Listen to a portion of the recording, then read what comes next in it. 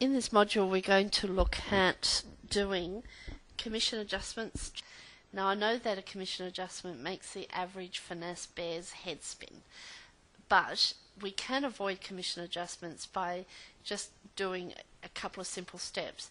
Commission adjustments will most likely happen on a package, a biz pack or a farm pack, for example, where we receive a different commission for motor vehicle to what we receive for liability, for example.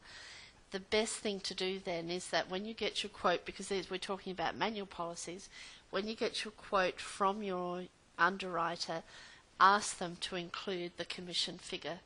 Just by doing that simple thing in the very beginning, you'll be then able to put the correct commission figure in, and you will never have to do a commission adjustment again.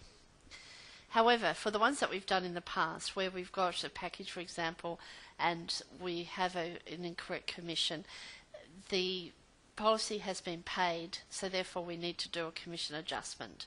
Now, I'm in a policy at the moment, and you can see that the status is billed because this is a training environment. None of the policies are paid in training. But we'll just imagine that this is paid, and I now have to do a commission adjustment.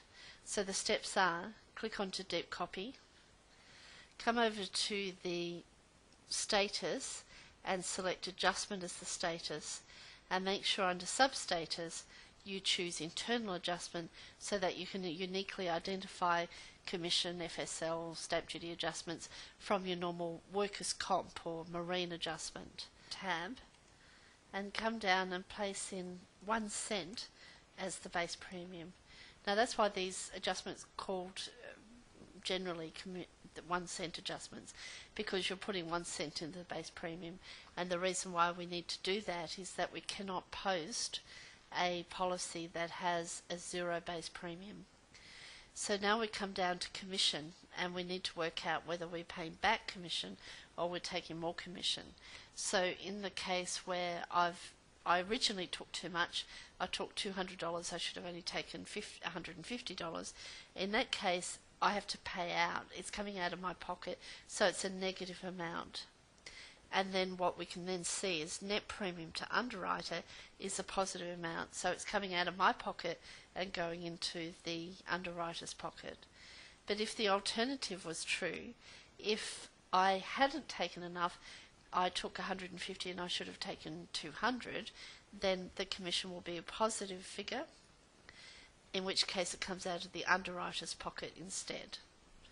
So you need to find out from your underwriter what the correct commission is. They may tell you that because they've just processed the closing, and once you have found that information, you can then create the commission adjustment and make sure the tick is turned on to say that it's correct. You may have also received the notification of that you need to do a commission adjustment from an NAS person because they've found it on the statement. But having said that, they will still give you the correct commission or the commission details, and you then process the commission adjustment appropriately.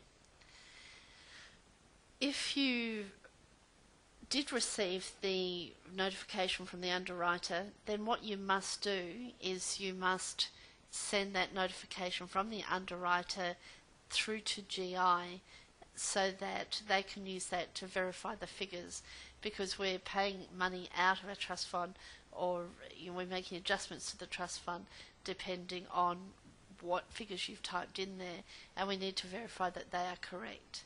If on the other hand an NAS person told you to, or GI for example told you that you need to process the adjustment, you just simply reply to that and give the invoice number of what the adjustment is. And in all cases, because the original invoice was paid, you then have to come back and post the account.